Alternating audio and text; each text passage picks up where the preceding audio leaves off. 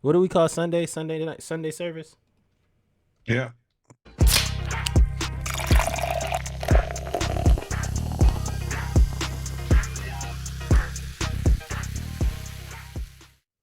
Welcome, ladies and gentlemen, to episode 131 of the Splash Cast, the ATL Edition. I am your co-host, Reggie. I'm your co-host, Norwood. Our powers combined, we are your HBCU homeboys, and welcome to Sunday service. Welcome to Sunday service. We are here, ladies and gentlemen. We are here after an eventful weekend, the end of the college football regular season. Well, I guess the regular season ended last week. The end of we call it the semifinals at this point. The end of the semifinals, some controversy. We got the Falcons, we got the Braves, we got the Hawks. We got an action-packed. I think we might even keep this down to about an hour and a half. Action-packed Sunday service, Sunday night revival, if you will, brother. How you feeling today? I am feeling something. I'm not sure exactly what I'm feeling. Yeah, you are. I'm thrilled. I'm thrilled. Oh, Lord. I'm thrilled. The string has come to an end. They have been banished back to their corner of Athens happily, sadly, tail between their legs. I am thrilled, blessed, highly favored, happy to be here on this Sunday service to share this beloved time that I can share with you, I can share with the listeners, and most specifically, all of those people who I consider my loved ones.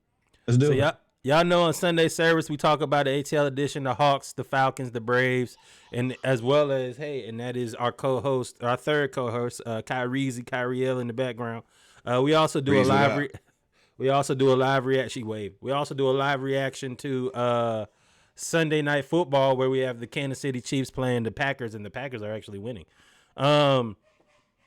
With that being said, I figured you would be happy. Georgia lost. Florida State got held out of the college football playoffs, so that's like two birds with one stone to the Gator fan. But as I do have to say this. I did have to remind you, y'all still got Billy out there. Napier, I got it right this time, not Donovan. So, you know. I mean, you're right. There's going to be a loss somewhere along the way, and from what I've seen, looks like they want to give him another shot at it. I can't for the life of me understand it. It hurts my soul, but y'all done winning. Florida State, shut up. I'm okay with things the way they're going right now. Yeah, man, we'll get to it. But let's start. Yeah, you want to go ahead and get started, man. We always start out with the Falcons. Oh, come on, Google. Since it's Falcons week, we normally start out with the Falcons, but we got a couple Braves news for us in passing. It's the off season. Everybody's on hold because of who? Showtime. I don't believe any of the headlines you hear about Showtime. It's teams that are out of it, that are now in on them. This. I don't believe any of those things. You're not out or in on arguably one of the best baseball players of all time. If he comes available, he's interested in your organization, you're in. So all of these people picking a side or not picking a side, hey, man, best thing I can tell you do is shut up. He said he's holding against teams if they start telling people that he's talking to them. But outside of that, you're in. That's it. Yeah, man, you're in, dog. Yeah, like I said, all that is BS, me, dog. You're right. Out of all of the BS that we've heard this week, that might be the most. But Alex Anthopoulos made something very clear when talking about getting Showtime, as well as talking about bolstering the pitching. If you know, Alex Anthopoulos has basically said, like, look, we have to bolster the pitching rotation. We made wholesale changes. We talked about it 2 weeks ago. They made basically a lineup change like in hockey. They kept the two starters, Charlie Morton and Max Fried, and everybody else was available. But one thing Alex Anthopoulos did say is in the pictures of Mike Harris and Ozzie Albies. While prepping for the winter meetings, Alex Anthopoulos made it very clear to the media he hasn't and won't think about trading Albies, Harris, or any other homegrown product who signed an extension with the Braves over the last 2 years. That is refreshing to hear. Round of applause. Can you click the button for us? We need it. We are happy to hear it. We maintaining what we got. We're not just trading it. There we go. We're not trading away perfectly good players for absolutely nothing so we can be cheap, like another team that we may have or may not have, because we're committed to winning another championship. Congratulations, guys. Thank you, Alex Anthopoulos, for being our leader. Thank you for having boundless common sense and doing the right thing. And I appreciate you go ahead and saying this early so that our team is not wondering, hey, who's What's going up, to get Trail? traded Appreciate next. you liking the stream, Trail. Trail, what up, though? So yeah, for me, I'm thrilled about this. I'm happy about this. And you're right. I think that every player that we have should be heavily regarded and they should not be available. We've hit on all of these picks. What's interesting about this is Alex Anthopoulos has now had the reputation for, I don't want to say a quick trigger, but having a hair trigger. A little difference. Quick triggers, I'm ready to make changes real quick. No. Alex Anthopoulos will give you time. He gave Mike Soroka time, gave Kyle Wright time, he gave 77 time. He gave all them dudes time. That's a callback though. I'll call him Luke. He gave all those guys time to prove themselves. Vaughn Grissom is another one. He's giving time. Not Keekly. But now Grissom he's like is a little interesting to me though, because he finds a way to make himself relevant. He's good at batting. And the other part is, I think that what's the other guy we traded? I think went to the Athletics. Then he kind of burned out, but he was good for us. I can't. Christian Pache. I think that when we have, I think players under our coverage can blossom. I think if they go other places, they kind of get lost in the wash. And I think he saw that with Pache. And I think that he's like, I'm not giving away a good player for no good reason. And that's basically what he's saying. Like you have even Vaughn Grissom, like he still gives even Christian Pache. He gave Christian Pache 4 years. Like you give all of these guys time as Alex Anthopoulos does, but when it's time to go, it is time to go. He gonna shoot, bow, bow. It is time to go. The body drop. Peace. So, but and the reason and that's what I'm saying. He got that reputation. So now it's like, all right, we got to go get the lineup. And he's basically telling everybody, y'all not going to punk me. I'm going to get the pitcher, but I am keeping the 6, 7 players that I have signed long term. The rest of y'all can kick rocks. And let me be very clear. Matt Olson is not available and Sean Murphy is not available. Acuna wasn't even thought to be in the conversation. All y'all can get, listen, nobody is. Nobody, Austin Riley, everybody is staying. Everybody's staying. Now, pitchers, we switching them out like a hockey lineup. They can go. Bob and weave. But yeah, so I think we have about, I play the video game. The video game will give you 5 untouchables. I think we got 8. Don't even look. Don't even call me. I'm gonna take it as offense. You called and asked, and you know you can't get this. You can get the hell away from me. That's what you can get. Yeah, you can go ahead, and that's what I like about it. So that's really all the Braves knew we had. But shout out to Alex Anthopoulos for setting the precedent. Do not expect any of the 8 players that we have. You can get everybody else. We cut a whole bunch of people. You can pick them up from the recycling bin. No shade to them, but we go who we got. We'd be more than happy to bring some of you guys back 2 and 3 times. That's a Brave specialty. You can't get it somewhere else. We still love to have you here. Shout out Jesse Chavez. Brave once, Brave forever. Yeah, you fill a role, we'll be fine. So let's move on. Well, let's start really. Let's get into it with the team, the boys. We right back. I'm talking about Atlanta is the middiest of mid is the Atlanta City right now. The Falcons beat the Jets 13-8 to go 6-6 and hold a 2-game lead. A 2-game lead. It's 1 game and the tiebreaker, which would make it 2. So we basically hold a 2-game lead in the division. I told y'all we're going undefeated in the division. The Falcons beat the Jets defense today 13-8. Because that's pretty much all that showed up. So shout out to the boys. Applaud for them. I mean, I in 2 claps. 1 for the first half, 1 for the second half. You want to go first? Or you want me to go first? I'm gonna tell this stuff. So I'm happy that the Falcons I'm happy that they beat a team they were supposed to beat. They beat a team that they were supposed to beat. I made a joke that the Falcons are out there playing with a quarterback with no arms. And sorry, Desmond Ridder, I lied. You got a left hand. You right-handed, but you got a left hand. You can at least do a little bit of something. The Jets are awful. And I mean, they are awful. Well, yeah, you go ahead and tell. You say he got left hand. I say he's a man with no arms in a boxing match. That's what I said at the beginning. I said he ain't got no arms, but he made a couple throws today that I was like, and that's what's frustrating about Desmond Ridder. He made a couple throws today, and I was like, dog, that was pretty good.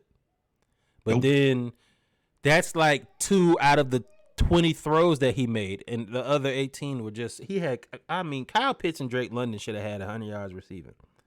But it didn't happen. While I get my thoughts together, man, tell me how you feel about it. Okay, so for me, he didn't do this. Ain't it? We know this ain't it. Desmond Ridder, 12 completions, 27 attempts, 121 yards, 1 touchdown, sacked 3 times for a loss of 17 yards. Now, the guy who he was competing against, Tim Boyle, 14 completions, so more completions. No. They started with Tim Boyle. Tim Boyle was benched for Trevor Siemian. Saying this for a reason. Tim Boyle, 14 completions on 25 attempts. So he had more completions on fewer attempts for more yards. He did throw 1 interception, but he was only sacked 1 time. You got outplayed by the guy who got benched. That was very nice, Candace. Shout out to the team, Mom. You nailed it. Norwood said, shout out to the team, Mom. Yeah, you played worse than the guy who got benched. And he's a quarterback for the Jets. And he hasn't played in weeks. So I can't say, like, out of all the quarterbacks, I think he played the worst. He did not have, I mean, he had 3 carries for 1 yard. So it's not like he did it with his feet, like which he typically does, or help us out. Nothing. I can't for the life of me understand why we continue to roll this man out of quarterback. He handcuffs the rest of our team. Shout out to Bijan Robinson having a good second half. I think he had like 79 yards the second half. He had 18 carries for 53 yards. Tyler Algier had 8 carries for 26 yards. Kyle Pitts, 4 receptions, 51 yards. Bijan, 3 for 26. And Drake London, 1 catch for 8 yards, 5 targets. Arthur Smith, this offense looks like trash. Desmond Ridder, you are trash. I wish you the best of luck in your future endeavors, wherever you may go. But we have to end this. We have to end this now. The Jets, we gave them a safety because they knew this in the house, because they knew that Desmond wasn't going to throw out of the end zone. So, yeah, you send everybody. And I got something to say about that, too. Quinnen Williams walks through the offensive line. Now, y'all just got y'all ass whooped, too. Let's be real here. But that's embarrassing. The team could not muster a touchdown. The only reason we lost this game is they suck worse than we do. We won. This is not a win. It's a win. It's win in name only, in column only. It's not like you take anything away from this game as an offensive team and see any redeeming qualities. Our defense is a monster, though. No. Offense, no. Our defense, they deserve. I feel like this is when we had Kyle Shanahan and we had Matt Ryan, and Matt Ryan looks like an MVP, and then immediately after that, Kyle Shanahan gets the hell on. I feel the same way about our defensive coordinator right now. We have not allowed a touchdown in 8 quarters? All season in the first drive. All season. I don't think first quarter or first drive. The last 2 games, we have not allowed a touchdown. Now, we played against the Taints and the Jets, but still. Our defense is we're burning so many games where we could blow teams out with just defensive wins. The defense won this game for us. The offense went to the game, but the defense won. So, all right, you said a lot there. Let's start off with the safety. Yes, they knew Desmond Ridder wasn't going to throw the ball. I mean, they ran a quarterback sneak. They down the ball at the 1 yard line. They ran a quarterback sneak to the 3. Yeah, beat a team that beat the Eagles. We did. So shout out to Sneaky. Take shout the out victors. to everybody. But let me finish. Let me say. So I blame that safety on Arthur Smith. Safety on Arthur Smith. This is why. You're at the 2 yard line. They have the best or second best defensive tackle in the league. Of course, it's between him and Chris Jones at this point. I think Jalen Carter is right there on the cusp. I think you have Aaron Donald when healthy. If he decides to keep playing, of course, he's always a monster. I think Derek Brown in Carolina, if he were to ever get any help, could reach that echelon. Grady Jarrett is up there too to me. I think there's a lot of good D tackles, but right now, Quentin Williams and Chris Jones are separating themselves. So why would you run a stretch play on the goal line? A stretch run is where you try to like get out to the edge towards the number one D tackle in the league. You would never get in there. He was 5 yards in the backfield and we were at the 3. He was 5 yards in the end zone. There was nothing you could do. And it seems like Arthur Smith just picks up he picks the most egregious play call possible. Like, why would you? We were killing the Jets. I made this statement to you. I put it in the group. Shout out to the world. I said the Jets are 31st against the run. 31st against the run. And it makes sense because they're ranked number 18, but they number like 3 against the pass. So it makes sense. I was like, they're 31st against the run. But and we kept trying to run outside. I was like, every time we ran up the middle, we got 5 to 7 yards. Tyler Algier fell forward for 4 yards every time he ran in between the guard and the center.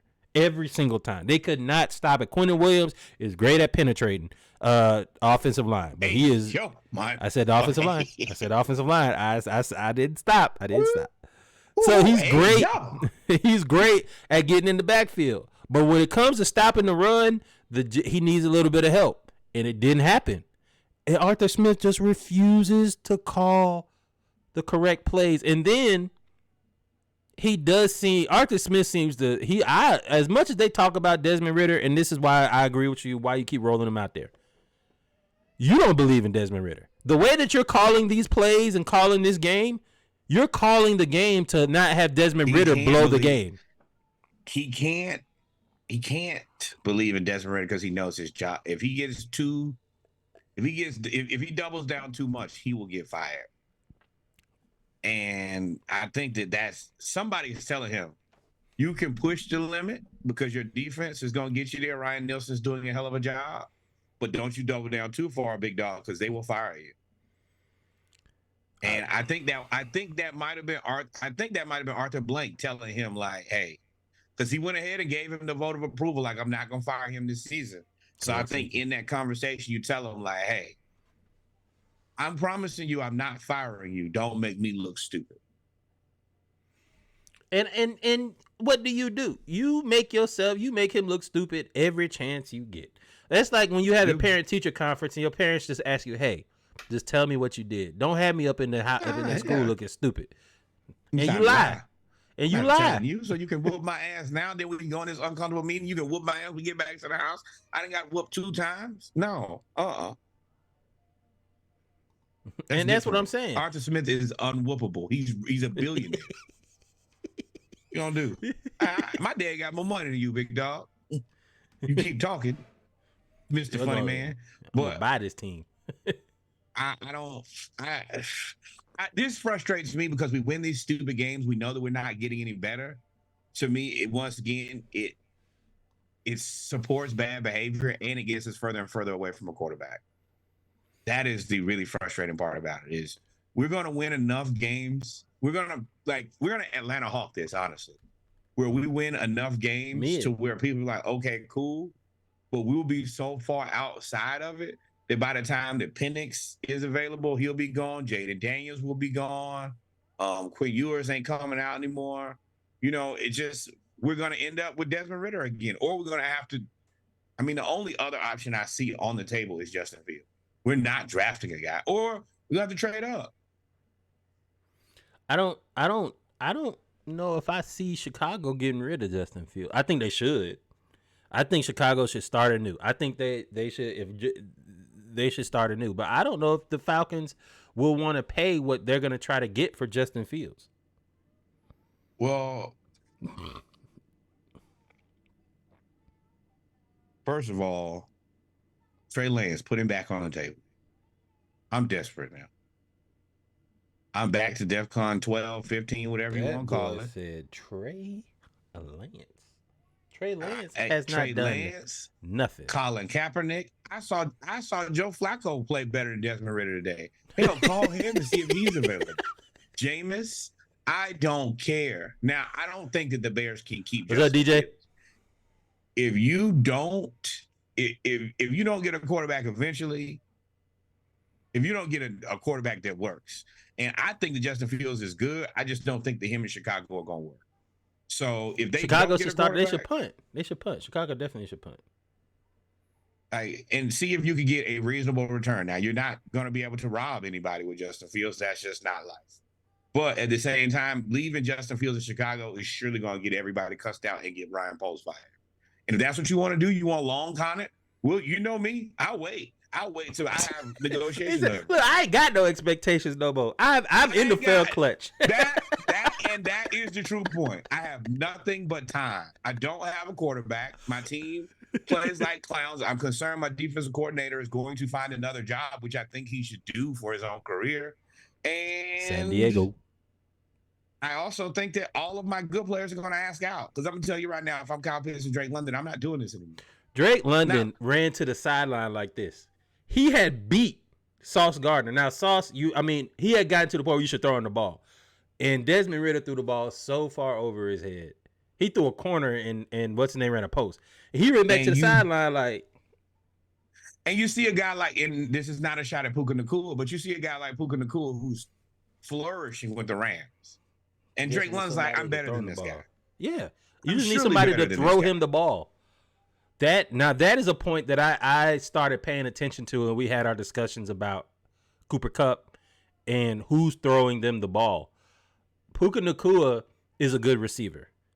He is not better to me than Drake London. Drake London looks like the next iteration, I said, of Mike Evans for a long time. They can all like, you don't typically get you don't typically draft all capable players. Kyle Pitts is a capable player. Drake London is a capable player. Bijan Robinson is a capable player. Tyler Algier is a capable player. You keep drafting capable players and not find. You know, I'm a big person on whoever your 4 or 5 best players are. The rest of your team is the support staff. You're supposed to make those 4 or 5 guys look like world beaters. And right now, Drake don't look like a world beater. Kyle Pitts' value is dropping. Bijan, he's kind of making it happen, but he should be a 100 all-purpose yard person every week. He should be in the mold of Christian McCaffrey. But we don't have a capable quarterback, so everybody just looks at us stupid. And we still find ways to win games. So I'm sick of it. Before we move on, I did want to say my burning question. That gets into my burning questions. Because the defense, you're right. Ryan Nielsen is probably going to be out of here, if not next year, the year after next for sure. Why not? She's coaching his ass off. The defense, our defense, now the Jets' offensive line is bad.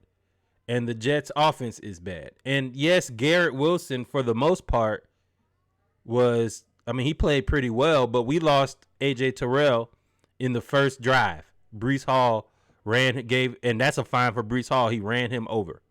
So, right, the defense, they look so good. The offense, Arthur Smith, he finally put the formation out that I have been begging him to use, and he ran 2 draws. Or he did it twice, and he also, Desmond Ridder just overthrew him. Arthur Smith, after the first quarter, called a pretty good game. He put Drake London at the X, Kyle Pitts at the Y. Suck first. He could never just start the game good. Like it's like, oh, let me mess a couple things up, and then let me realize y'all not playing. Then I guess we'll play football. He put Drake London at the X, put Kyle Pitts at the Z. He put Cordero Patterson at the slot, and he rotated Algier and Bijan, and we went right down the field. I was like, oh, this looks great. He fed the ball, force-fed Kyle Pitts. Makes too much sense. It made so much sense. And then Desmond Ridder missed Drake London 3 times. And I was like, oh, so I see what he was trying to do. And that's why I said, Arthur Smith, you're right. He's terrible the first quarter. I don't know what it was. That safety kind of woke him up. But when he decided to give the ball to Pitts and London and Cordero, and he started getting everybody involved, I was like, it's all Desmond Ridder. It's all Desmond Ridder. So how many weeks have we said that, Reggie? Exactly. At this point, what do you do? Because you traded for Van Jefferson and you didn't use him at all today. They put in Cordero Hodge. But now he was in on a pass interference. Like, whatever you kind of get for Van Jefferson, I think that he's good enough. He was in on a big pass interference that extended the drive. I mean, we can't feed the guy. We can't feed our top tier guys. So Van, you're just gonna have to get it how you live, bro. That is what you got when you got here. I'm sure your boy Kyle Pitts told you about it. Y'all know each other. It is what it is. I'm sure he didn't, mince any words with that. But Ryan Nielsen is doing this with your boy, what's his name, out for the rest of the season. Grady Jarrett out for the rest of the season. AJ Terrell out. They scored 8 points with arguably our 2 best defenders. We gave them 2 points. Well, they only kicked 2 out of our 3. I want to thank Terry Fontenot for making Jesse Bates happen. And if you remember back when that actually happened, he was very intentional. He did this very early. The team met with Jesse Bates early in the summer. Oh yeah, this was the good point. He nailed it. You knocked that right out of the park. You knew the guy. You knew the guy that you wanted. You went and got the guy. He had 7 tackles and an interception today. He had an interception last week. 2 in the first game. I think he leads the league in interceptions, if I'm not mistaken. No, Deron Bland. You got it. And then you got Bud Dupree, 7 total tackles, 3 solos, 2 sacks. Turn back the hands of time today. He saw that terrible tackle. He was like, all right, bet I'm gonna play today because he's what, like, I don't hate. He's just a guy, like, he's a guy for a couple plays who can really turn it up. Mm-hmm. And if you got him in the mix, he's perfectly fine. And when he gets out there, he's gonna go at it. And, sometimes it'll look good. Sometimes it won't look great. Sometimes it'll look like this. I like that our corners are physical. We talked about this in pre-production. Your boy Clark Phillips from Utah, draft pick, played like a man. And I'm talking about him, Okuda, even AJ Terrell. He got hurt on the play. And wasn't his fault. Lay in the wood. He slapped that dude. So yeah, and Breece Hall speared him, and that's why I said I put in the group. I said Breece Hall gonna get fined for that. You can't. That should have been a flag on Breece Hall. They don't care about protecting defensive players. Mm-hmm. But for me, it's super frustrating because historically, man, we just never had a defense, and we got a defense now. And the go ahead. We should not even be in the 500 category. Every year, we get into the same situation. But we're 6-6. We're at the top of the NFC South. I guess I'm happy. I'm not happy. Y'all know I'm not happy.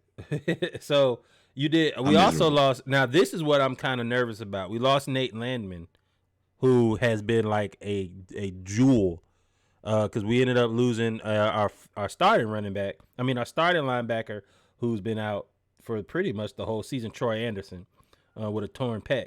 So now Nate Landman, who came in, who's undrafted, and has just been a jewel at middle linebacker. He was guarding the hell out of Breece Hall, and he ended up hurting his quad. AJ Terrell, of course, Caleb McGarry exited with a knee injury.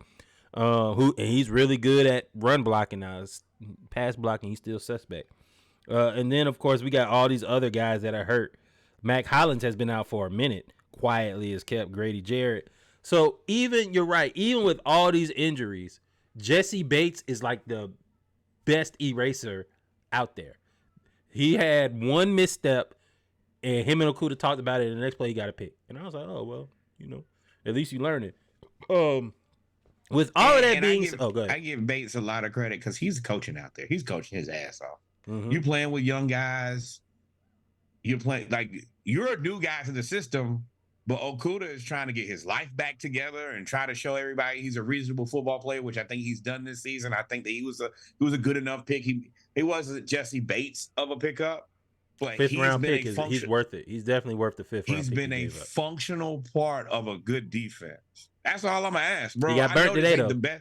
Today, luckily it was I said today against the Jets. I said if there's any team you can lose a corner or you can play suspect corner. It's against the Jets, and they showed Garrett Wilson. I heard the crowd go, "Oh no!" And I saw Garrett Wilson get off the line, and he burnt everybody, and they just didn't throw the ball. I said, "Well, that's all they're gonna get because Jesse Bates ain't gonna let that happen no more." He also got cooked on that flea flicker too. He got beat on that flea flicker. But at the end of the day, like from what we risked to what we've gotten out of him, perfectly fine. Like I think that sometimes people forget you got to be in the realm of reality with your team and your roster. Our defensive roster is playing above their head. Like Ebiketie got out there and played pretty aggressively. He's kind of like the closer around with us. He only gets sacks at the end of the game, right to end the game. He be closing the game out. Sack, forced fumble. He don't do nothing the whole game. They don't really play him. You know, like, and that's it for me. Is we've just had a good group of players that have played well on defense, and none of these guys world beaters. And even going into this, like I think people respected Jesse Bates, but I don't think that they consider him like. When we got Jesse Bates, nobody was like, "Oh boy, you better watch out for this Falcons defense now." Oh, I disagree. Oh, maybe not the whole defense, but it's widely known that Jesse Bates was the best safety in the free agency and probably one of the top defensive players. And now that he's basically the focal point, he is the best safety in the league. I agree with that. With all of that you said, all of the bad stuff we went through, the Falcons are still 6-6 ahead of the division, and we play the Buccaneers next, followed by Carolina, Indianapolis, at Chicago, and at New Orleans. New Orleans booed their quarterback today when he ran out on the field after it. So we booed him too. I loved it. I was thrilled about that. Happy. So, I mean, even with all that said, if we take care of business, and I'm not going to say that, the Falcons can end up with a favorable win-loss, which is kind of like, Arthur Smith ain't it. You know Martha Smith ain't it. You know Desmond Ridder ain't it. But they could very well end up 9-7, 10-6, 10-6. Very well end up 9-7, and go to win the division of a terrible division. Because I told y'all that the Bucs weren't it. I've been told y'all Carolina wasn't it, and I've never believed in the Saints because Michael Thomas again is hurt. So, with all of that said, we are still first in the division, and we could end up winning next week. We should be the overall runaway favorites. We watched the Bucs and Panthers play today in a battle. They ended up 18-21. And I feel like if you're battling with the 1-11 team, you can't. We have to beat you. The Saints, embarrassing today. Now, they did play a much better second, third half, but they started out 21-0 basically off a rip, and then just in the first 10 minutes of the game. It was fighting to get back into the game. It's frustrating because at the end of the day, I think that this helps us get wins, which I can't be mad with, but I don't think that our team is getting any better offensively. Defensively, I think we're not better every week. Yeah. Defensively, it amazes me how we get it done every week defensively. Yeah. So do you have us winning the Bucs, beating the Bucs next week at home? Yes. It's at home. Yes. We beat them. I hope if we run the ball, we beat them. If we run the ball, we beat them.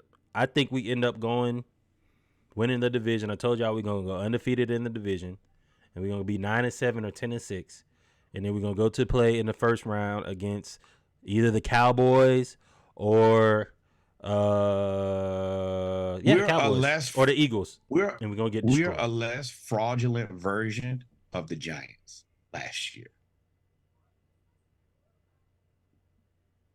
Yeah.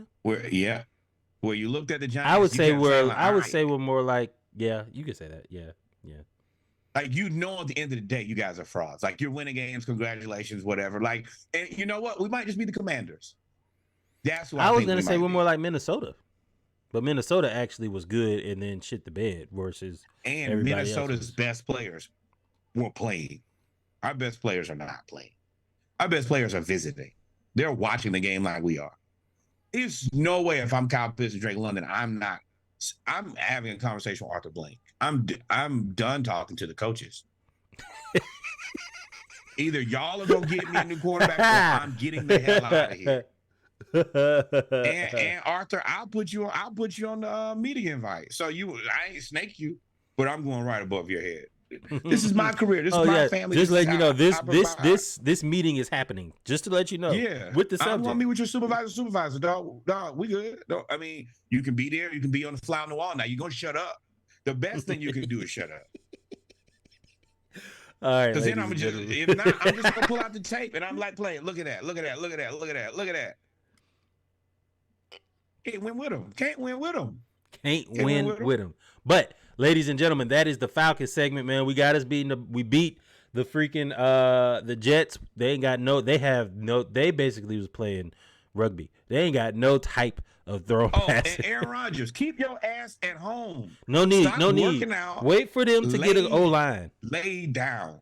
Lay on down. And I'm not talking about lay down in the bed. Lay down in a pool, a cryogenic pool, make you float or something. You don't need to do anything physical, because by the time you get that little piece of raggedy team, it's over. It ain't gonna be nothing there left. So yeah, just next season, dog. Next season. Yes, sir. Yes, sir. Oh, we forgot to put the Celtics on here. But ladies and gentlemen, we've come to the end of the Falcons segment. Take about 30 seconds. We're listening to a sneak preview of episode 131 of the Splash Cast, the 24 pack. 24 pack is getting to the end of the year. So you got to rock with what you got. 24 pack of the Splash Cast soundtrack for the episode. We'll be right back with our Hawk segment of episode 131 of the Splash Cast Sunday night service, the ATL edition. We appreciate y'all. We will be right back.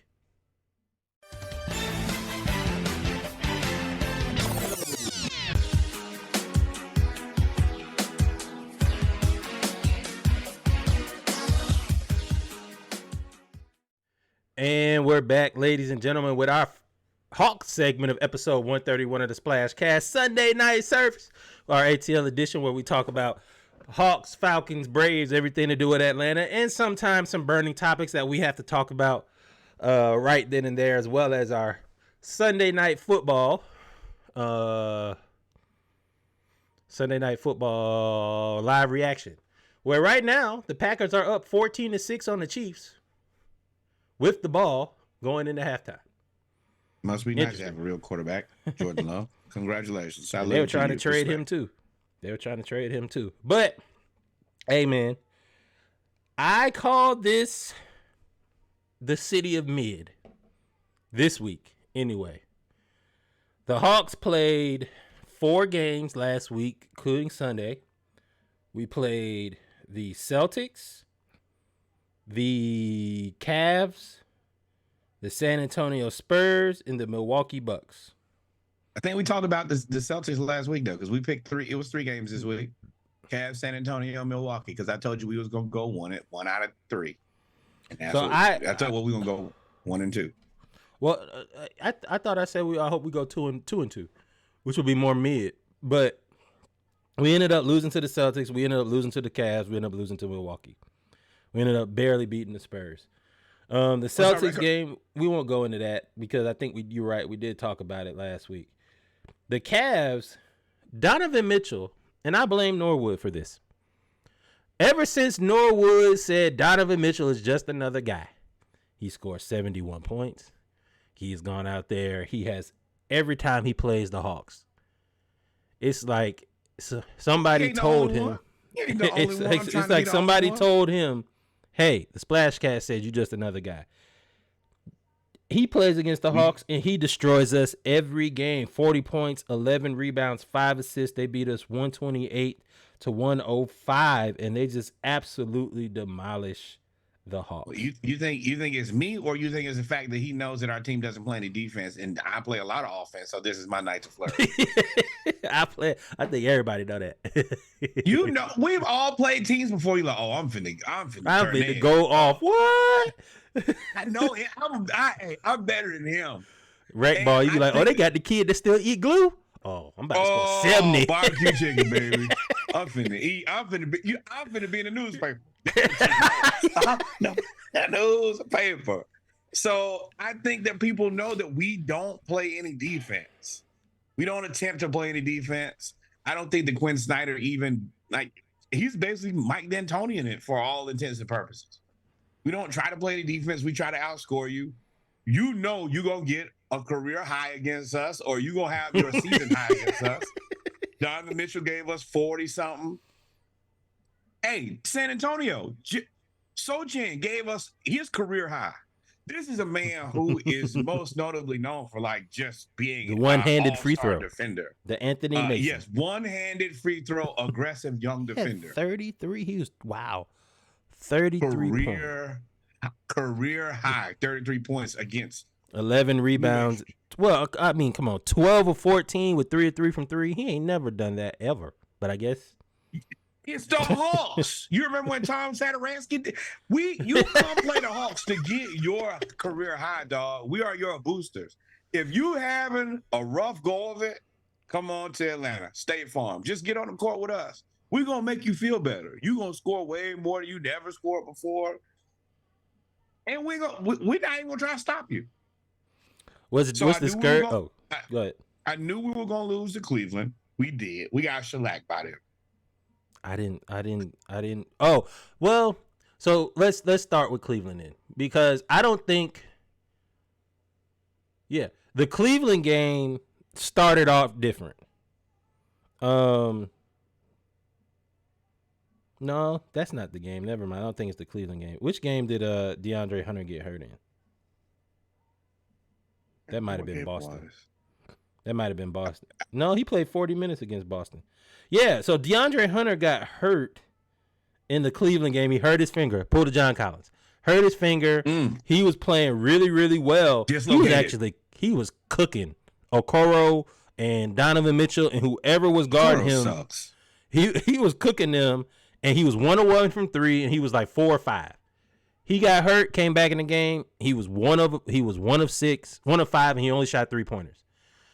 That I never thought DeAndre Hunter would be the guy to disrupt our offensive flow, but it seems like he's starting to become more like a DeJounte Murray type person.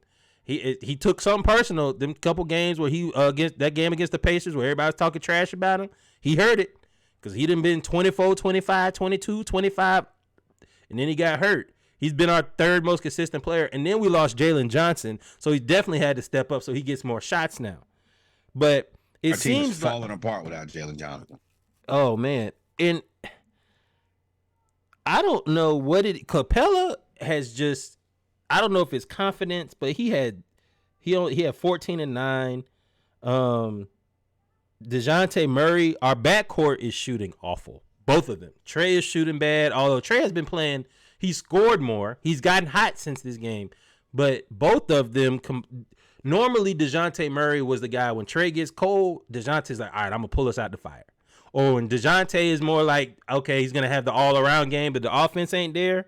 He'll normally still get you. If he's like against Cleveland, he was 5 of 14, 13 points. Normally, when he's 5 of 14, he gets you 7 to 8 assists, 7 to 10 assists. He only had 3 assists. Couple steals, maybe one assist, 3 rebounds. So he was totally stifled against Cleveland. And I don't know, was it Jared Allen? Because Jared Allen didn't do nothing. He played 30 minutes. He only had 8 rebounds. Evan Mobley destroyed us that game, 17 and 19.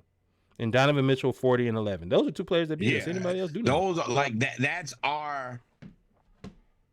our Achilles heel, like real talk, to have a dynamic, explosive score and then play against a guy who's a long, stretchy perimeter defender, and then still have Jared Allen back there to cover the rim protection.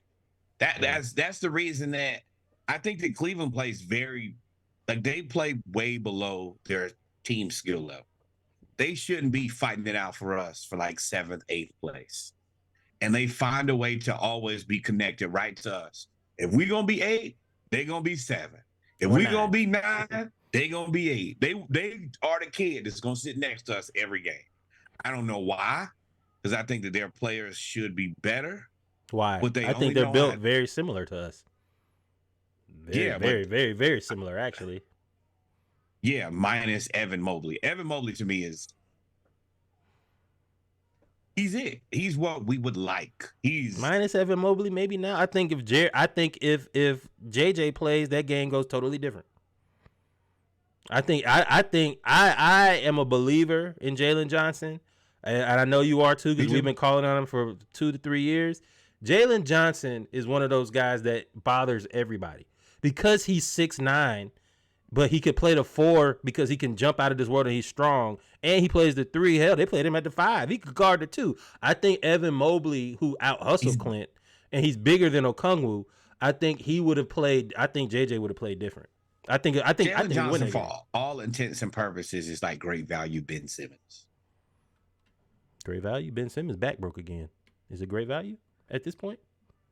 The reason I say great value because when Ben Simmons was playing like Ben Simmons, he's still a monster. Like, yeah, when he decided, okay, I'm not gonna shoot. Yeah. When I'm just gonna be the best evolution of Draymond that I can be, there's not much you can do with that.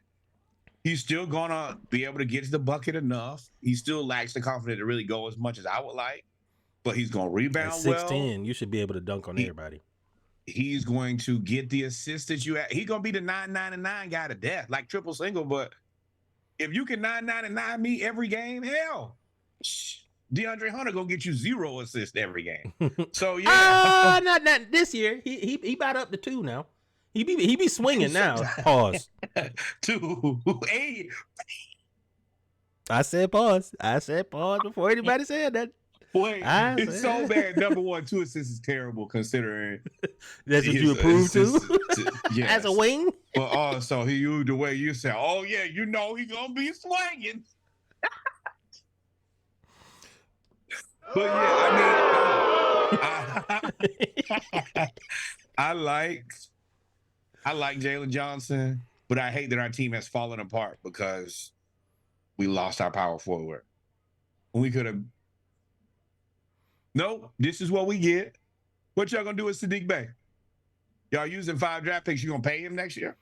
Well, 5 second round draft picks, like 6 round draft picks in the NFL. I mean, it's like that. But so but what I'm saying is, you're like, we've spent. You're right. The 5 second round draft picks, we've never used a second round draft pick and actually played them ever. But I mean, I'm for real. Think about it, since we've been. No, you're right. That's why I laugh. Never get on the floor, but they can still be like. To me, they're like good accoutrements. You can always throw them in on the top of a trade, and it'll make it more intriguing for other players. Yeah, I mean, it's parsley, but it's very important parsley that other teams need. But we can't keep him. He can't be you can't pay him $20 million.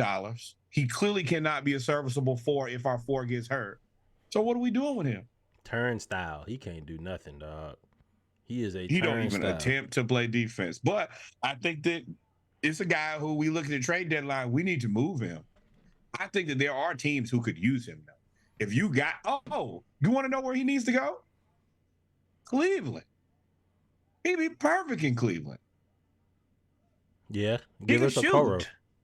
Give us. Well, I mean, you need somebody. You need somebody that plays defense. I do not want Wild Man Bembry back. That's all Coro is. Sorry, I don't want no parts of none of them. But shit, give me your Money Bates. They're not giving up on you. They're going. Yeah, okay. So they ended up playing the Spurs next, and this goes back to. Hold on. Sadiq Bey for Money Bates is not like Money Bates is a G League player. And on top of that, Sadiq is a ready-made player for a team that's trying to compete right now. As much as I like Amani Bates, I don't think his timeline is compete right now. Just told us that the Cleveland Cavaliers are ranked and joined with us at the hip. Sadiq Bey don't change much on that team for me. Yeah, he can stand in the corner and shoot threes. Like the one thing Okoro can't do, and the reason they don't have any like. Darius Garland's an okay shooter. Spider is an offensive monster. Okoro, he play okay defense, but he don't give you nothing offensively. And Jared Allen can't shoot. Evan Mobley can't shoot. So yeah, Sadiq could shoot all the shots that he wants, and he's gonna be open. He's the perfect answer for them, and he can still rebound enough to help them out a little bit. think he's a perfect answer, honestly. Throw some parsley for the trade and they'll bite. Yeah. So I mean that's an It's all interesting about how you trade. played it. It's all about how you played it. But I agree that you definitely got to move Sadiq Bey. But you made a point earlier about I made the point about Jalen Johnson, and you made the point about people having career highs. Soham's one. Sochan against Jalen Johnson, I think, is a little bit different than when Sochan plays against Sadiq Bey guarding him, or plays against DeAndre Hunter guarding him, who also has to guard Devin Vassell and all of them. What bothers me about this game is I understand that Trey and DeJounte are the backcourt and they trying to go for it, but you can't shoot as a team 96 shots and Trey and DeJounte shoot 50. 50 shots. Yes, you can. Now, they were 50%. They were 25 and 50 for 69 points, 16 assists, and 7 rebounds between them.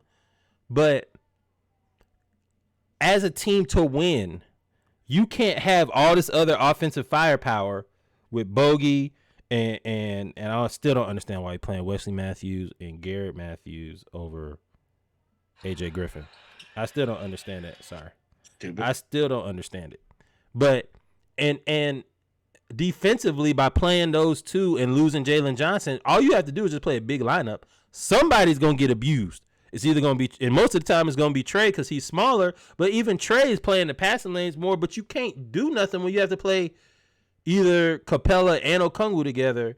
And for the most part, I am happy that the Hawks beat the Spurs. I am happy that we kind of kept Wembayama. Well, I mean, hell, he was actually 9-16 for 21 and 12. We ain't do nothing. Wait. We have to understand this is a team that's lost 13 games in a row. We were in a dogfight with them. We'll play down to the bottom of the competition. No matter who it is, we will find a way to play just as terribly as you want. We'll let you score all the points that you. There's no reason. San Antonio's not an offensive firepower team. I think they're more offensive than defensive. Nah, I don't think so. They shot 44% from 3 and 54% from 2 and lost. That's not how they play every week. Go look at the rest of their scores. They don't have no 135-point nights regularly. It's welcome to playing against the Atlanta Hawks. You're going to get your shit off. Shoot it early, shoot it often. It's going in. It's like we lowered the rims for them or something. Like we make it easier for them to score. And that's the reason I don't understand playing the Matthews brothers. If they were playing good defense. You're right, Sneaky. The Spurs are point guard away. If we could keep, shit, welcome to the NBA at this point. Everybody's a point guard away. You probably say the same thing about the Magic, and they're doing it without a point. No shot, Sneaky. I don't want no smoke. Your team playing good, but y'all could use a point guard as well. Is what I'm trying to say. But if Garrett Matthews and Wesley Matthews are not going to play top tier defense, then put AJ Griffin in the game to play no defense.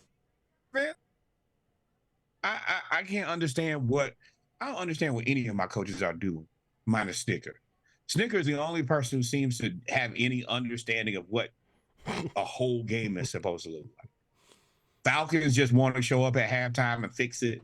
The Hawks, they just want to play 2K on rookie and see if they can score 150 points a game. Sneaky said they got Suggs at point guard. I was like, so you don't even believe in Suggs, Sneaky? Yeah, I like Suggs. He's a tough player, but I think he's a better suited six man. He's not your starting point guard. He's not going to get you to a competitive level, I don't think. But for me, yeah, this game was embarrassing. We almost lost it. And if you want to have a career high, just come on to Atlanta. Yeah. We got one more game to talk about, though. And then we ended up playing Milwaukee, which that was a loss. I knew we were going to lose that game. Schedule loss. I didn't think, again, nobody, it's Bogey, Trey, and DeJounte. They are always going to take the most shots. Trey, 28 shots. DeJounte, 19 shots. Bogey, 18 shots. Trey, 32 and 12 on 28. DeJounte, 32 and 3. 30 points, 2 rebounds, 3 assists on 19. 12 of 19, 4 of 6 from 3.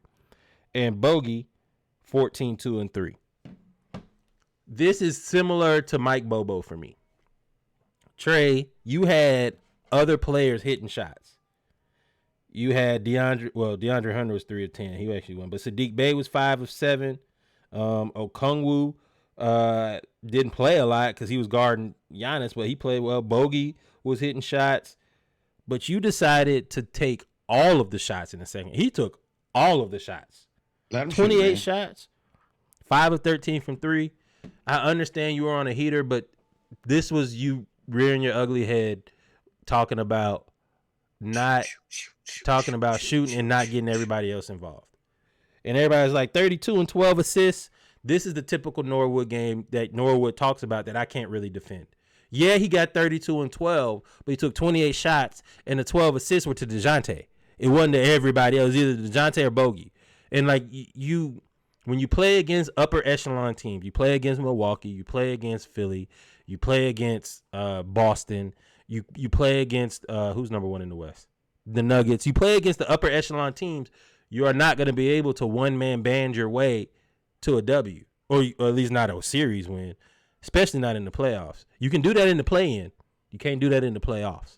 So you got Trey at times even though he gets hot, and we said it, last 5-7 games, posting the graphic, Trey 24, 42, 35, 40, averaging, but the flow of the offense doesn't look good. And that happened here in Milwaukee. Of course, they got Giannis, who disrupt all flows, but it is what it is. The reason I got 2 things here. First part is, once again, the Matthews brothers, what I will be calling Garrison and Wesley. Wesley Matthews, he is negative 13 when he is out there on the floor. Garrison Matthews in 7 minutes. How you be negative 13 in 12 minutes is crazy. Then Garrison Matthews negative 5 in 7 minutes. Y'all giving up, like when you get on the court, we're losing a point every moment you're on the floor. You have to explain to me that AJ Griffin's not that good, that he can't have these 19 minutes that we just lost 18 points in. You have to explain that to me. And this is a Trae Young game. DeAndre Hunter needs to slap Trae. He's going to get DeAndre Hunter fired for sure. Without a shadow of a doubt. There's nobody else to trade. You can't trade DeJounte. Clint had 17 rebounds. You sure as hell ain't trading him no time soon. Okay. And then you got Hunter and you got Sadiq. Sadiq ain't really paid nothing. Hunter, you getting $20 million a year. They're going to trade you, my boy, because what are we now, Reggie? We're 9 and 10. What we last season? 42 and 42. Now, we done all of this, moving around. We got rid of John Collins, and we still the same team. Whose fault is it now? The blame got to go somewhere. And let me give you the list of people who can't be. Owner of the team, he ain't taking responsibility. GM, can't be him. We just got this new coach. There's only one person left to blame. This is very similar to how I feel about Bill Belichick. I'm just waiting on the shoe to drop. Somebody's going to have to be blamed, and it's going to be DeAndre I got Hunter. something to say about that Bill Belichick too now, but we'll get to that on Monday. But what I'm saying is somebody is going to have to be blamed for us to be 500. We 500 since the quarter Knicks, into the new season. We've been 500 since we beat the Knicks and had that playoff run. I'm so serious. If you go look, since we beat the Knicks in that playoff run 3 years ago, we have been 500 or around there for 3 years. My hair hurts, bro. Because I'm right. Because when you think about it, you know I'm right. We have been we're really putting the NBA on notice on being the most mid team in NBA history. Our span of mediocrity has spanned seasons, 3 seasons of mediocrity. It's like when we specialize, it's our go-to. What are y'all really good at doing? Let me tell you, we're really good at being mediocre. Mid, if you will. Yeah, I don't know what to say. It's not like we watch these games, and if you watch the Hawks play all of these 19 games, we're a pretty mediocre team. And I'll be honest, we got a pretty mediocre future. Yes, we are the Jason Garretts of the NBA, but I think we have a mediocre looking future. So you ain't like nothing about these last 3 games then? No. Okay, so this is, you know. It's likes and dislikes. I didn't realize until I looked at the list. I was like, hey, we're supposed to say our likes and dislikes. No, I don't have Sneaky, any you got likes too many because- jokes, Sneaky. You got too many jokes, bro. Calm down. Yeah, you Y'all flirting just now. got Your team relevant was down just- there in your team Orlando was now. just terrible now. Come You on was just now, 10 you times know. terrible. Not that The shots? we shoot back. But I lost my train of thought. I got so mad. Oh, it's just I said you don't have any. You didn't like wait, anything about the last 3 games. wait. That boy, No, that the boy reason got I the. didn't- Y'all wait, time out. Y'all don't see how serious Norwood is. He got the correction red pen in his hand, holding it like he's the teacher. He like this. No, hold on. I'm so because I told you last week. I knew exactly. Like, that's the most frustrating part about watching the Hawks as much as I do.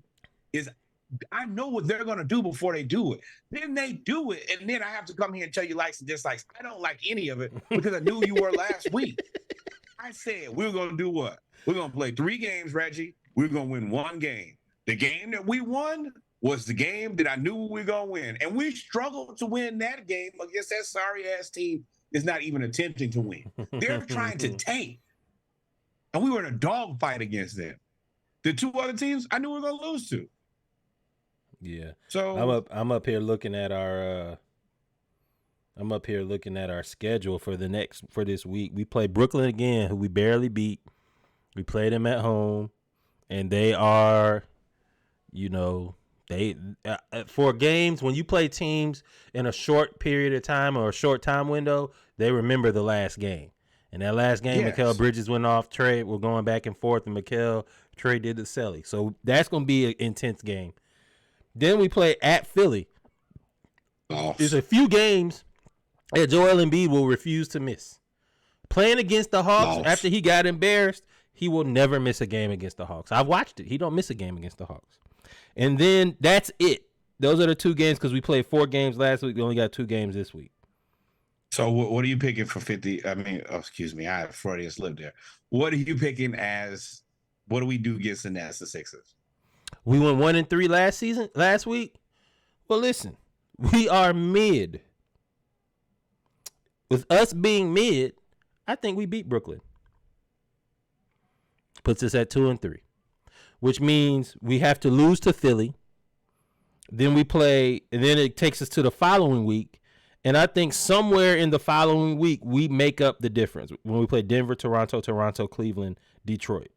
In that week is when we make up the difference, and we come right back to being 14-14, 28-28, 41-41.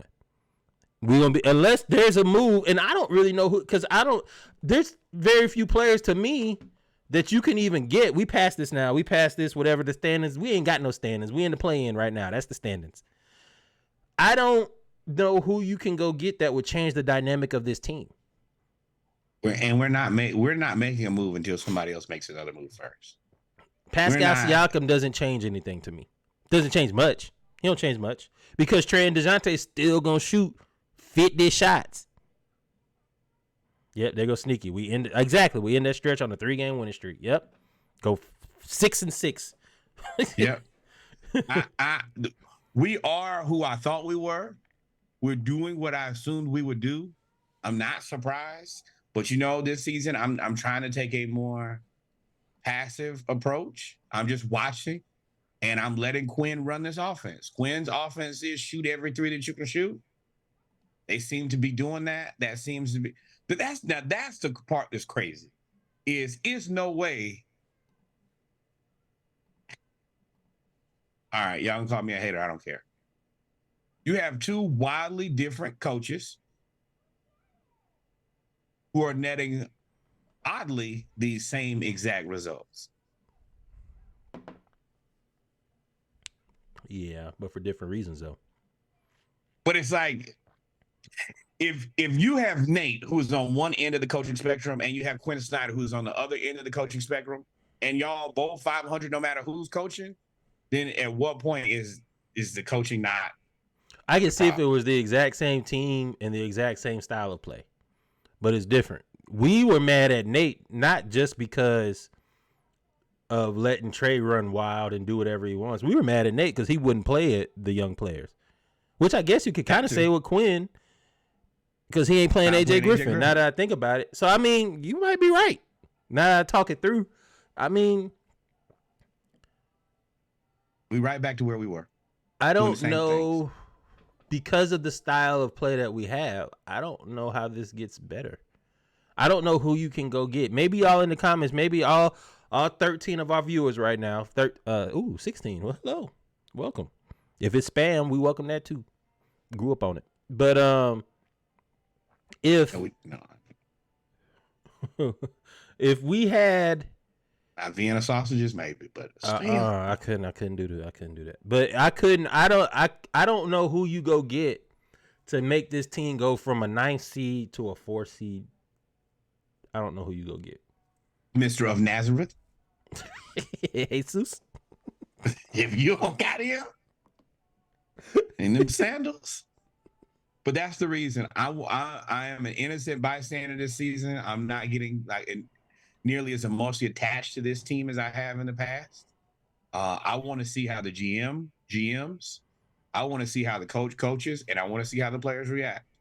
I think in the past we've had a pretty good grasp of what to expect out of the GM in Travis Link. I thought we had a pretty good understanding of what we would get out of Nate, and these are all new people to me.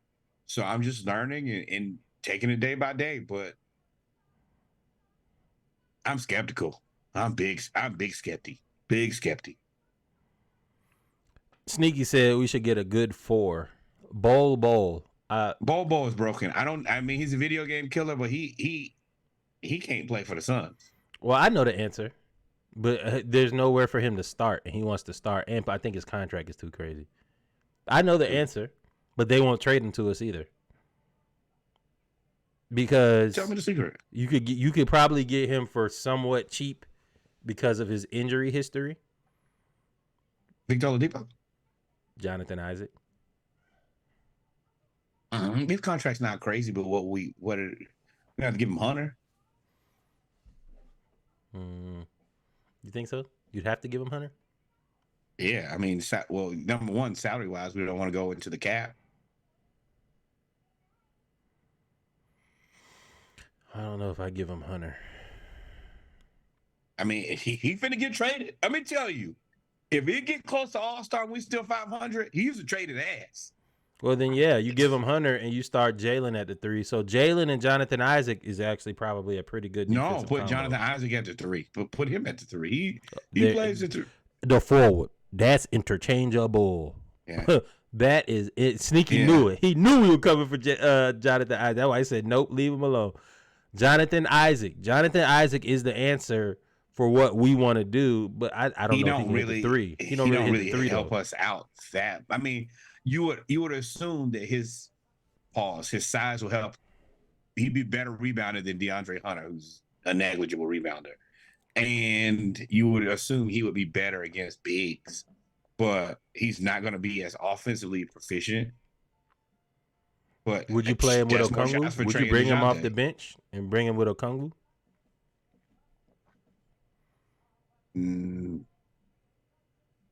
We not begging for John Collins. Ain't never John Collins. We played John Collins here this season, and he gonna score 100 points. Nah, he gonna give us 15 and 10. That's what he is. He can't score more than 100. He can't score more than like 15 points because they don't have any guards who can facilitate it all. But he gonna get his 15. Everybody says the Magic say no. And they're on an 8-game winning streak, so yeah, right now you can't talk to the finest. Yeah, you're not gonna do nothing. But there's really nobody else. You need a defensive player and somebody that can play some type of defense and shoot. You got to move Sadiq Bey and somebody. You've got to move Sadiq Bey because you got to do something. Well, the first thing you should have done is ever paid Bogey that money. Kevin Herter could have got everything that we get out of him. We could have got out of AJ Griffin. I'm 100% believe that. And the money that we could have paid somebody else, we could have covered the rest of it. But I mean, or OG Anunoby, but Toronto, Masai Ujiri is trying. Nobody dealing with him. He want the world for those two players, him and Pascal. They want the world for them.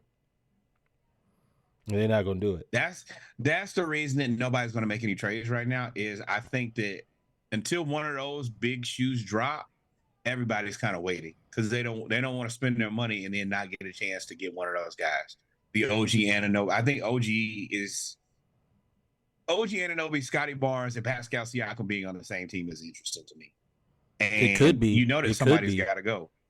Yeah, Pascal. Somebody's got to go. So, well, Pascal ain't a spring chicken. He'd be like 32 years old. And not G. They don't know, but they don't want to give up OG.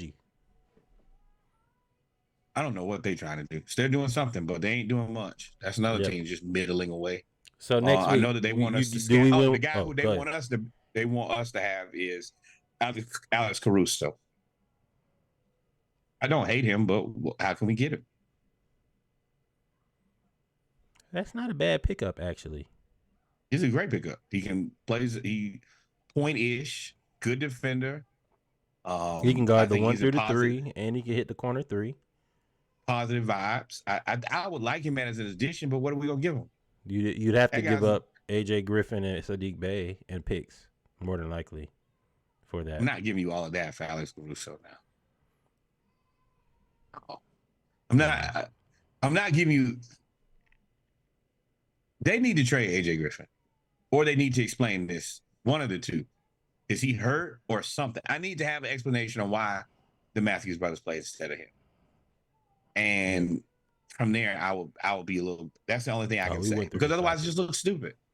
But we're watching the Hawks, man. Like I'm legitimately just watching the Hawks. Whatever they do or don't do, I'm not giving. We don't have no second round draft picks, and Caruso ain't getting the first. You crazy as hell. Well, so we got to see how it plays out. We got to see how this Hawks, we ain't even talking about the season. We got to see how the Hawks free agency and trade deadline plays out. What we gonna do? I'm watching this like an innocent bystander. I'm on the other side of the road watching this team do whatever it do. Put some parsley on it. Is that the name of the episode? Put some parsley on it. We'll be right back, ladies and gentlemen. Our final segment. We are going to talk about the college football playoff selection. This is the reaction to it. We'll talk about the college football playoff and predictions and discussions of matchups and all of that stuff tomorrow. But this was too good not to talk about it right now. So give us about 30 seconds. We'll be right back. We'll be talking about the college football playoff selection and how we feel if they got it right or not. Y'all stay tuned. They did get it right because UGA is at home, my boy. Boy, please. We'll be right back. Y'all stay tuned.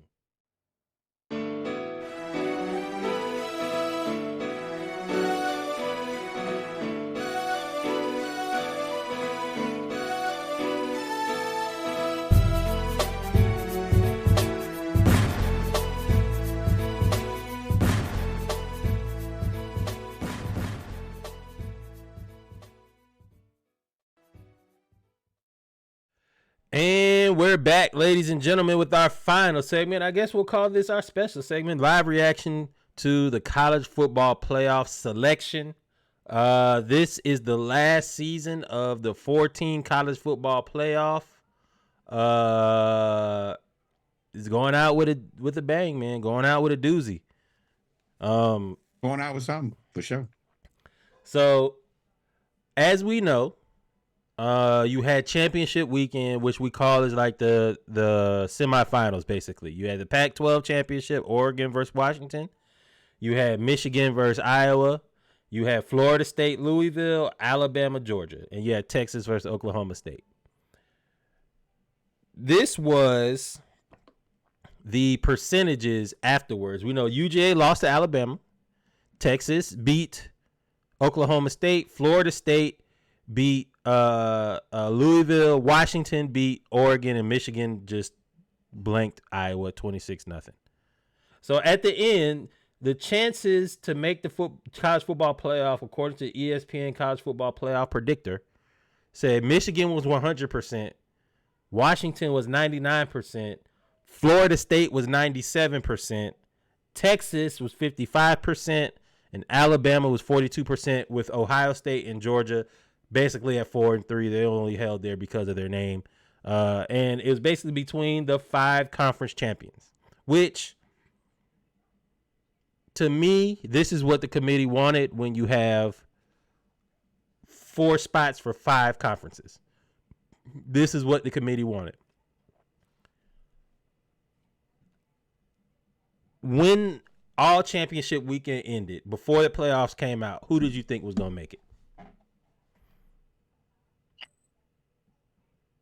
Who did I think was going to make it, or who I think deserves to make it? Which one do you want to hear first? Both. Think was going to make it and who deserved to make it? Michigan, I knew was a lock. I knew Washington was a lock. I knew that Bama was a lock.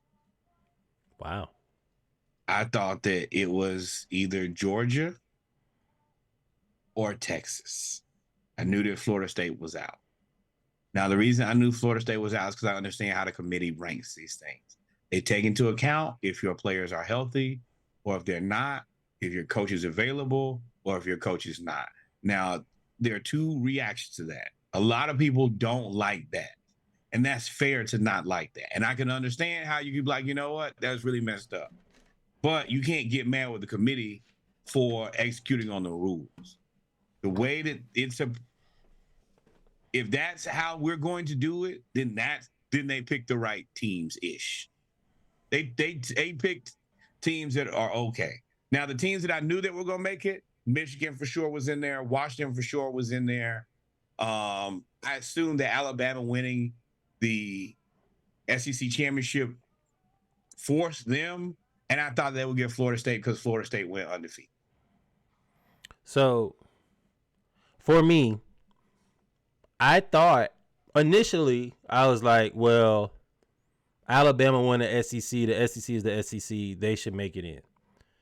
But when I looked at the criteria that the committee has used with Michigan, with basically no Power 5 undefeated team has not made the playoffs. Even ESPN used that criteria that they've used for 14 years. I just knew that for the first time, indirectly or directly, the SEC was going to get left out of the college football playoff because Michigan was a lock to me. They're the Big Ten. They didn't really have a strong schedule, but they held it in the road the whole year, and they were picked to win. At the end of the day, they held it in the road. They did what they were supposed to. Washington probably played in the second best conference, arguably the best performing conference this year. I would say definitely. Yep, I agree. The best performing conference. So if they played in the best performing conference this year, then I'm gonna turn the chat off. So Sneaky, I even hate the concept of the committee. Just let the W's and L's decide it. You can't, because then you have Liberty in there. So that's the reason you just can't. So, and I'm gonna get to that. I knew Washington was in because they played in the second best, or arguably the best performing conference this year. They beat Oregon twice, who Oregon just thumped everybody else, right? So, and then they beat USC, and no matter what you say about USC, they still got Caleb Williams. They beat Arizona. They beat a whole bunch of teams that played pretty well. And then, so I knew they were in. Then it came down to Florida State, Texas, and Alabama. Florida State, undefeated in the ACC, top 3, top 4 all year long, did exactly what. No, we don't want Liberty. So Liberty? No, we don't want Liberty. Florida State did exactly what Michigan did. Florida State held it in the road. They did exactly what Michigan did. Got to go home. To me, the difference was between Bama and Texas. Both of them are conference champions. Both of them have one loss. Both of them, somebody's hurt. Somebody real hurt. Both of them have one loss. And to me, what should have happened is that Texas should have gone because Texas beat Bama and they are conference champions. So to me, by the criteria set forth in what they use to eliminate every other team, Florida State met that criteria. What I think they should have done, I'll even go a step further. What I think they did, what I think should have happened, and what I thought was going to happen, or what I think if you're going to do the way that they did it, I think it should have been Michigan, Washington, Alabama, and Georgia. I think Georgia is better than Texas. I think Georgia's better than Florida State. I think Georgia's better than Washington. I think Georgia is just as good or better than Michigan. And I think Georgia is as good as Alabama. You can't. So that's how I feel. And then the rankings came out. Michigan was 1. Washington was 2. Texas was 3. Bama was 4. The top 3 did not surprise me. When Bama beat Georgia, the top 3 did not surprise me. Texas had to be number 3. They beat Bama. They beat the SEC champion. I'm surprised, boy. I'm surprised that Alabama got number 4. I am surprised. I think it's not fair. What was your reaction when they actually announced Alabama? I don't have an issue with this. At the end of the day, the way that the committee is doing, they're trying to put the best 4 teams in college football into the playoffs. Now, I think that you could have. I think that Georgia and Texas both have logical explanations on why they deserve to be there. But I think that they're both better teams than Florida State. And if you're looking to put the best 4 teams, then Florida State they're not just, at the end of the day, they're not better than Georgia. They're not better than Texas. Now, I'm going to tell you, I'm not going to root for Georgia. If they sit it out, not one tear will be shared over here. Now, what I will say is they haven't lost a game in a very long time. And I know that everybody wants to be like, oh, well, we don't take into consideration the past. But if I haven't lost a game in 2 seasons, then yeah, you better take my past into consideration because I'm the reigning champ until somebody beats me. And that's the reason I think that they got hosed, but that's fine with me. See you next year. To me, this is what the problem is being subjective. You used 2 different criteria. Like, you used different metrics for different teams. You used the record metrics for Washington, Michigan, and Texas. You use the metrics of, not even Texas, of Washington and Michigan. Use the metric of your conference champion and your strength of schedule and all of that. You use the injury bug. Yeah, that catch. You use the injury bug against Florida State, who met all the metrics. You use the eye test and this different criteria to put in Bama over Florida State, but you use metrics to keep Ohio State and Georgia out. To me, you penalize. No. Let me be very clear. Georgia and Texas, that's a pick 'em to me. Whoever you get in that situation, I don't think you're wrong. I do think that Georgia is one of the top 4 teams in college football. Right, and that's my point. That's my point. Is if you want to use eye test and use the best 4 teams, then conference champions, metrics, record, none of that matters.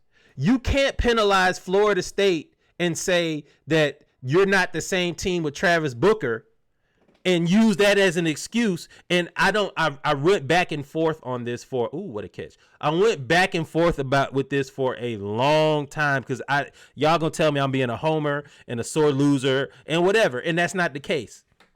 But if you can't use injuries to disqualify Florida State and then discount the injuries of Georgia playing Bama. You can't do that. Georgia had 5 injuries. They were missing 3 receivers. Brock Bowers wasn't healthy, and 2. Their top offensive tackle went out. You can't ignore what. Yes.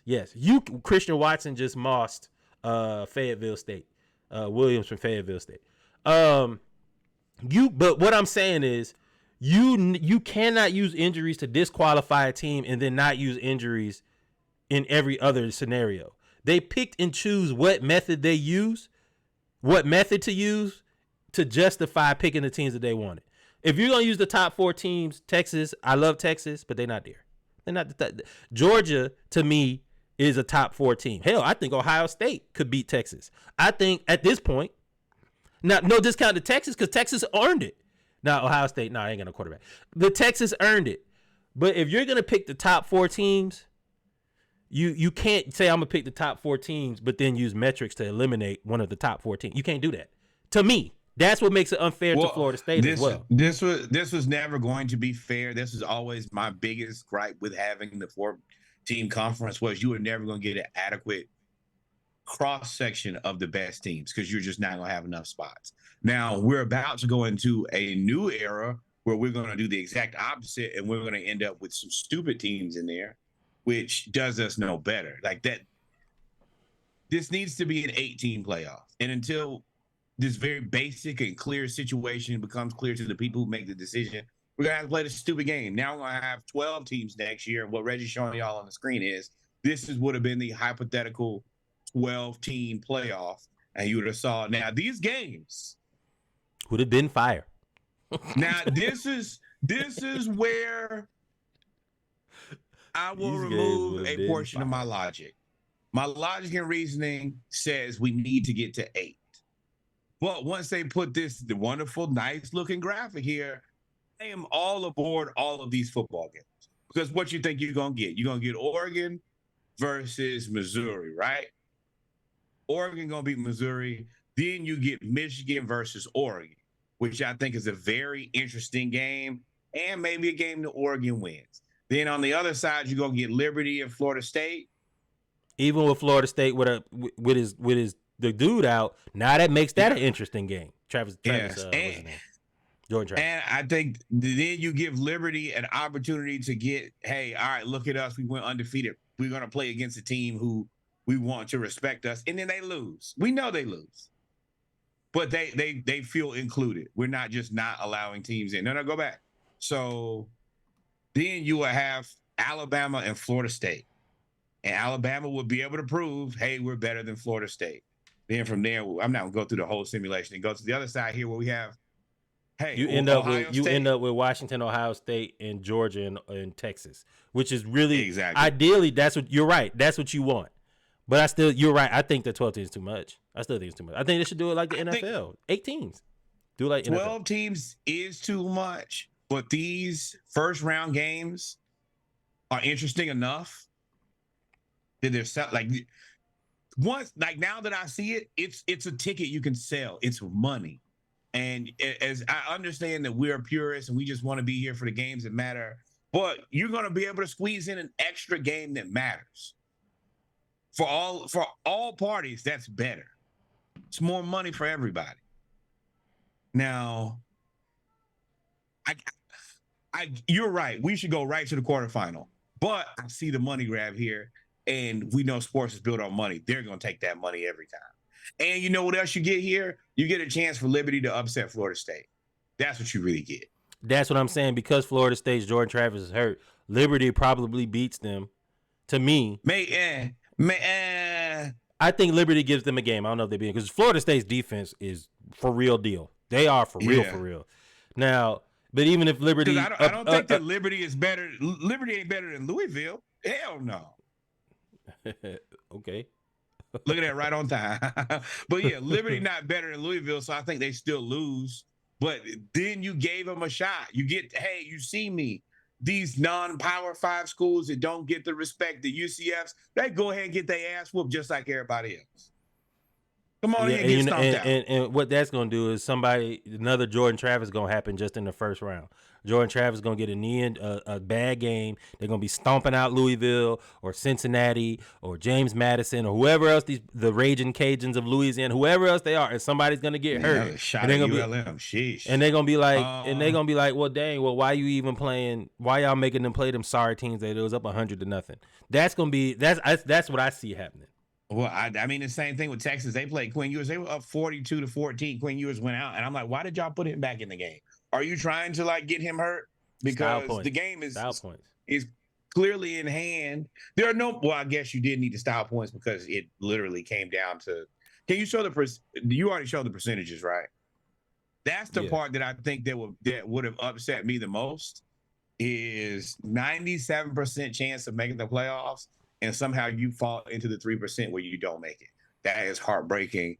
I think Jordan Travis posted something too. Oh, we got it. I was waiting. I try not to open up too many windows. Chinese weather balloons be weather ballooning. But there's a few things. Let's talk about Florida State. First off, the committee's explanation was ass. Jordan Travis was hurt, and Jordan Travis, that post, if this were like, a soap opera, that would have made people cry. Like that post was terrible. I mean, was spot on. It invoked a lot of feelings, and I really wanted to be in. They showed Georgia. What's funny thing is they showed all the rooms, players expecting to get picked. They showed Texas. They showed Alabama. They showed everybody. They showed Georgia. Not one person. They didn't even have the lights on in the Georgia. They was like, nah, we ain't even going. So, but Florida State, once they announced it, the reaction was so heartbreaking. Here's the reaction right there. For y'all that are listening, we're watching the reaction of Florida State, and Mike Norvell, the guy right here in white. Mike Norvell is I feel for coaches and leaders. It's almost like you're the leader of a Fortune 500 company. You're the president and the CEO, and you have to deliver the news, or you're getting the news that you have to fire 50% of your people, right? Like, and you think you're running a good company, or your company got sold and they're gonna make you lay off 50% of the people, right? That's the look that he has right here.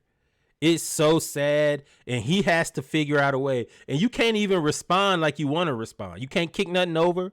You can't throw no chairs. You can't react like them, because you are the head of that team and of that school, and you still have to bring in money.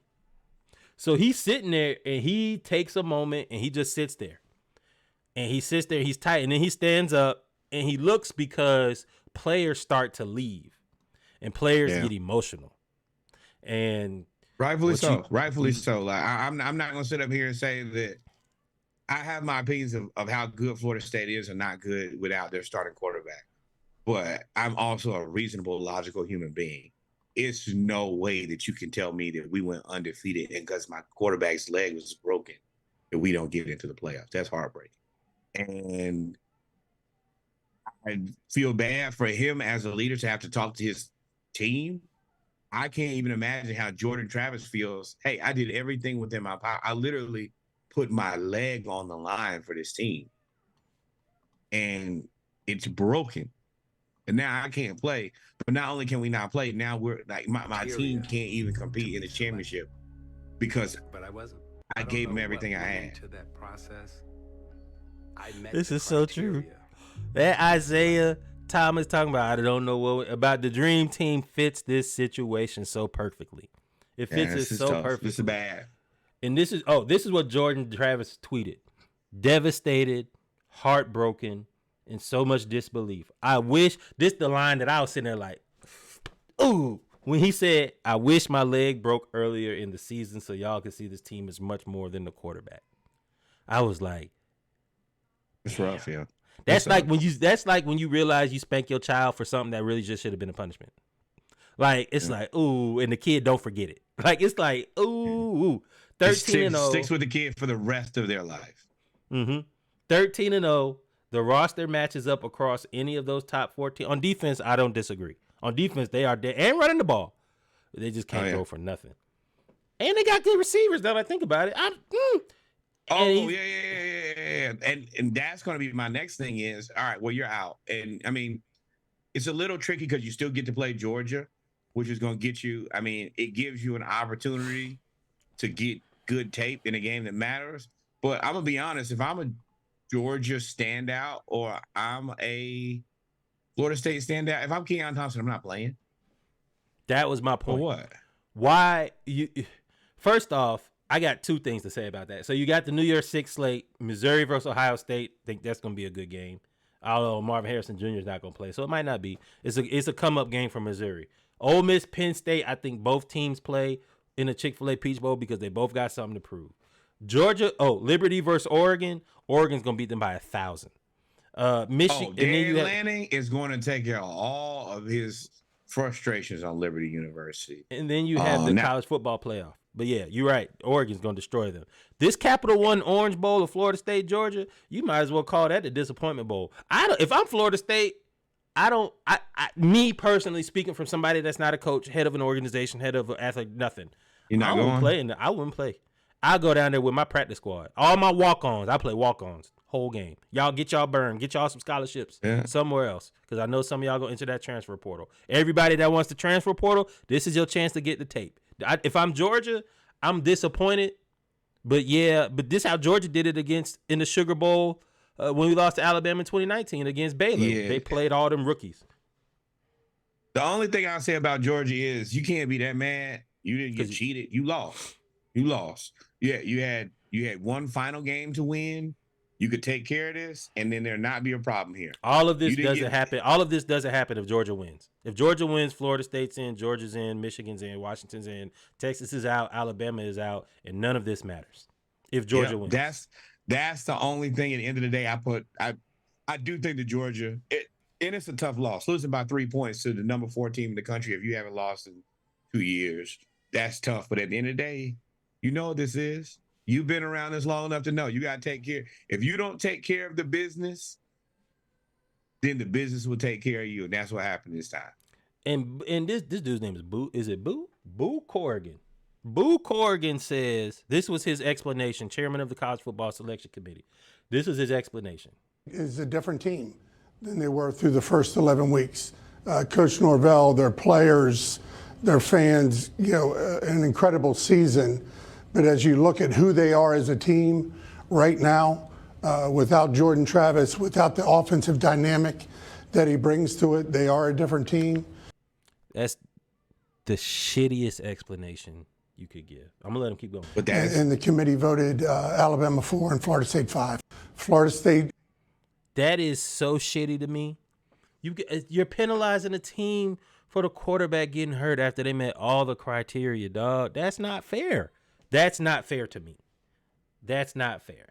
Well, that's the reason that, this is inevitable to happen, though. Like, when you have a 4-team playoff, this is always going to be the issue. You don't have enough spots to adequately cover the landscape of college football.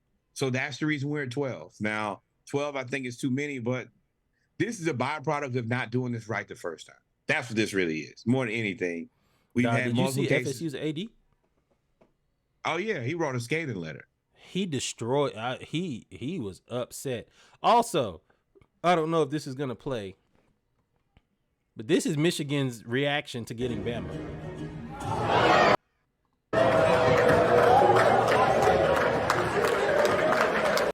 They say, oh, no. Michigan don't want to see no SEC team in the first round, dog. Michigan is a scam, dog. We know this. And they scammed. You put in the cheaters. The cheaters. Come on, bro. This is some bullshit. Now you gotta think. Harbaugh's missed 6. He's missed 6 games this season for cheating, for infraction. Yeah. You put in the cheaters. But we said that at the beginning of the season, definitely when the whole Connor Stallions joke thing first popped up.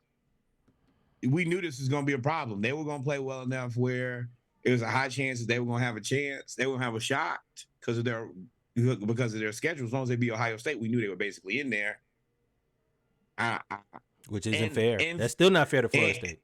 And all intents and purposes, he was found guilty of cheating.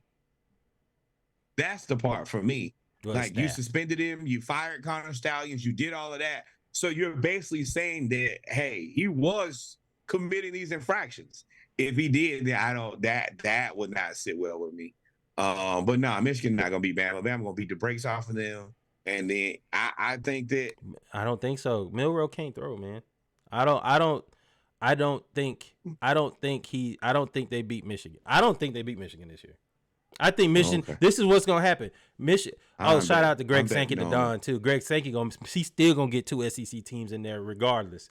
He's still gonna get 2 SEC teams there. So shout out to them. But I think Michigan. What would be awesome is Michigan wins the championship this year and they put an asterisk by the name by the championship.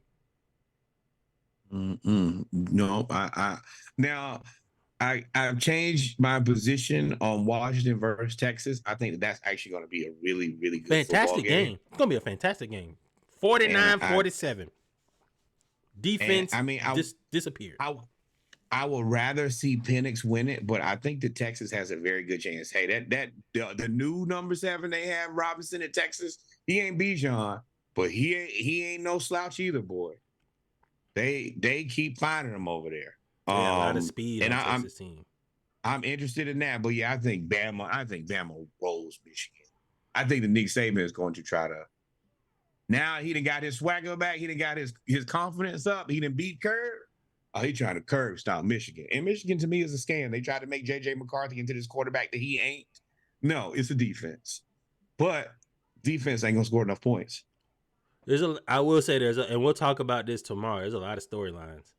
Because if Texas wins, Greg Sankey, the AD of the SEC. No, he's the president. President. AD is of the school. Yeah. He's president of the SEC. He is a Don. He is down there. He's gonna have 2 teams in there regardless, and the Big 12 got to be sick. They got to be sick. No, Pac-12. You want to know who's sick? The Pac-12 is who should be sick. You could have had Texas, and you could have still had a conference, but your hubris showed up, and now you don't have Texas, and you don't have a conference. You did all of this. It's all your fault. You could have had Texas and Oklahoma. And you didn't want them, and they went to the SEC, and the SEC said, "Cool, come on." now you don't have anything, nothing. Yep. So, it sucks for Florida State. It sucks. Georgia lost because all of this wouldn't happen. But I mean, at the end of the day, dancing on their graves, baby. At the end of the day, you back-to-back national champions. I've never been in this position to lose after winning. If this were 2019, I'd be hurt. I'd be sad. I wouldn't be on here. I'd be cussing. You'd have won so many games in a row. How mad can you really be? I mean, it is what it sucks losing to Bama because we still ain't beat them in the SEC championship game. Still, we can't beat them in Georgia, in Atlanta. We cannot beat them. But I love it. At the end of the day, selfishly, this is a bad thing to say, but Florida State getting snubbed just totally blankets Georgia. It totally blankets Georgia losing. Nobody really cares. You talking about Georgia losing, nobody's talking about them being in. It's all about Florida State getting shafted. You're right. And I mean, okay, welcome to the club. You done won a couple championships, so you know what it feels like. But once you've won, you also get to the reality, like, I can't win every game. I can't win every championship. Eventually, this is going to come to an end. You just have a little bit more peace when you've won a couple.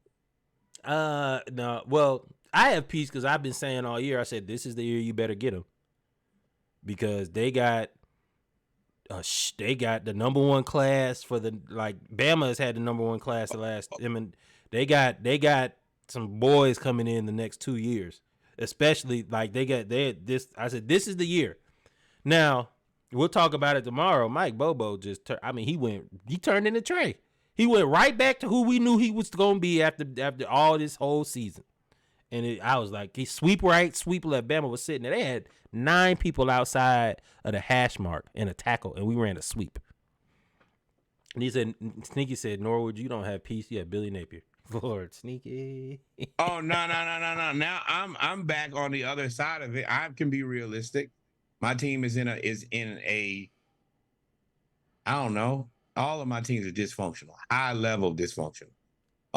And yeah, they're considering keeping Billy, I guess, but I don't. We're delaying the inevitable now. Just like I know DeAndre Hunter gonna get fired, I know Billy Napier gonna get fired. We just gotta wait for it to happen. I just have to sit by idly watch. Same thing with Desmond Ridder. You're not gonna make it to the promised land. You won't be there. So I have to wait for these things to happen in due time, even though I know that all 3 should happen. Right? Well, 2 of them should happen. One of them is just going to be a casualty of it. But it is what it is. We just sit around and wait. That's the most frustrating part about being a fan and being like a real fan is I know what should happen and I kind of know what will happen. I just have to wait for everything else to happen before I can be like, here we are. This game got pretty good. Kansas City scored again. Yep. But this was Sunday service, ladies and gentlemen. ATL edition of episode 131 of the Splashcast. We appreciate y'all for tuning in. We talked about the Braves, we talked about the Falcons, the Hawks, and our live reaction to the college football playoff. We'll go more in depth about championship weekend tomorrow on Monday Night Raw, 8:30 Eastern, 7:30 Pacific, Central Standard Time. Norwood, if we ain't miss anything, take us out. One more thing here. Shout out to the Hampton Pirates. They beat the stew out of Virginia Lynchburg. We won 121-66. Go Pirates, go Pirates, go Pirates. Outside of that, Southern University beat Mississippi State in basketball today. Oh, wow. With that said, congratulations. Another fantastic episode. Thank you guys for rocking with us. Adios, mi amigos. God is love. We will see y'all tomorrow for Monday Night Raw. And what Reggie already told y'all, Wednesday, Splashcast 24 pack. Like, follow, subscribe. Check out everything on the link tree. Just got updated because the internet has been hating. Peace. Got it.